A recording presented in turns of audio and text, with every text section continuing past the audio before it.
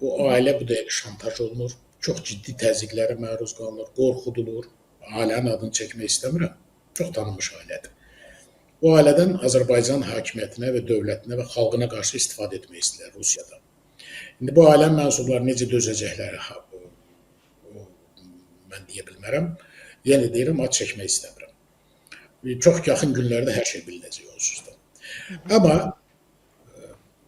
Amma Reyhan Muxtar demişkən, mənim buraya qədər dediklərim önəmsizdir. Reyhan Muxtarın bir sözü vardı ki, əsas məsələ ammadan sonra başlayır.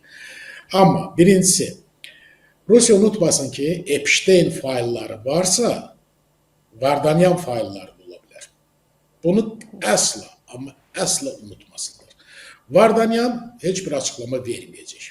Buna əmin olun. Çünki Vardanyanın ailəsi girovdur. Vardanyan övladlarının, həyat yoldaşının təbii ki, sağ qalmasını, yaşamasını istəyir və hər bir ailə başçısı kimi, hər bir ata kimi bunu istəyir və mən onu başa düşürəm. Ona görə o danışmayacaq. Onun ailəsinin sağ qalması Vardanyanın susması ilə bağlıdır. Bu qədər bəs edim. Amma Vardanyan failləri mövcuddur. Rusiyadakı bəzi göyçəklər və bəzi marallar Azərbaycanı hədələmək istəyənlər unutmasınlar ki, Britaniya kralının qardaşı indi necə rəzil duruma düşübsə, Rusiyada da bəziləri bax belə rəzil duruma düşə bilərlər. Bir daha deyirəm, Vardanyan failləri var. Kimlər maliyyələşdirib, kimlərə pul verib, kimlərin əli kimin cibində olub, Vardanyan Troyka dialoqda olarkən, Skolkodada olarkən, kimlər üçün, kimin göstərişi ilə, kimlərin göstərişi ilə eş iştirak məclisləri təklif edib, kimlərin çirkli pullarını ümumiyyətlə 4 milyard dollar sadəcə sübuta yetirilmiş məbləğdir. Haralarda yuyub.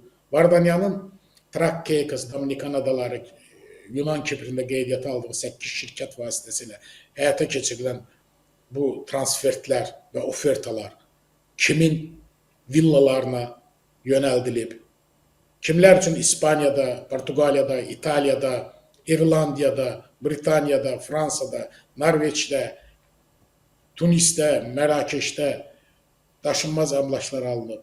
Rusiya elə bilir, bunları Azərbaycan bilmir. Bilir. Yenə də deyirəm, açıq deyirəm. Zərbəyə zərbə ilə cavab veriləcək. Bunu kimsə unutmasın. Azərbaycanla zarafat eləməsinlər. Bir qədər aqressiv səslənə bilər, amma bəsdir artıq.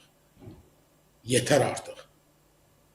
Bunlar düşünürlər ki, ağızlarına gələn danışacaqlar, təhqir edəcəklər. Hər şey olacaq.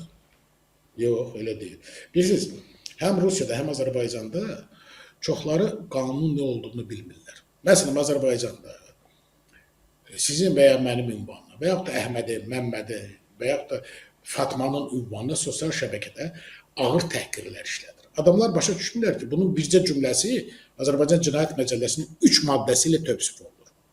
Ağıllarını başlarına yığsınlar. Sosial şəbəkə təhqir, bullying və mobbing məkanı deyil. Təhdid, qısnama məkanı deyil. Məsələn, kimsə səni öldürərəm, sən beləsən, sən Rusiya agentisən demək böhtan kimi tövsif olunur. Mən bir daha deyirəm, sosial şəbəkədə hər söz bundan belə hüquqi məsuliyyəti özündə ehtiva edir. Bunu kimsə unutmasın. Saxta profillə girib bəzi nakişilər ki var, özlərini kişi adlandıran kişiciklər ki var, saxta profillə girib yazırlar. O profillərdə aydınlaşdırmaq çox asan bir məsələdir. Bunu unutmasınlar. Rusiyada pul verib, şantaj edib.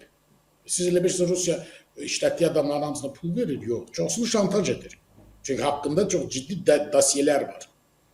Və onların dediklərinin qarşısında biz həqiqəti ortaya qoyacağıq. Vardanyan isə danışmayacaq. Amma Vardanyan yetərincə danışıb.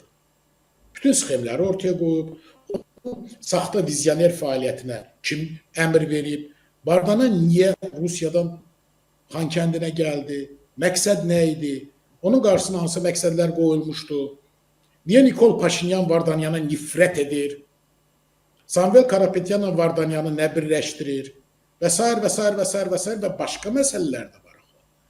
Vardanyanın ABŞ əleyhinə fəaliyyəti var, Fransa əleyhinə fəaliyyəti var, Avropa İttifaqı əleyhinə fəaliyyəti var, Ukrayna əleyhinə fəaliyyəti var və həmin ölkələrdəki şəxslər Vardanyanın müdafiəsinə qalxırlar indi. Unudurlar ki, bu Vardanyan beynəlxalq səviyyəli cinayətkardır.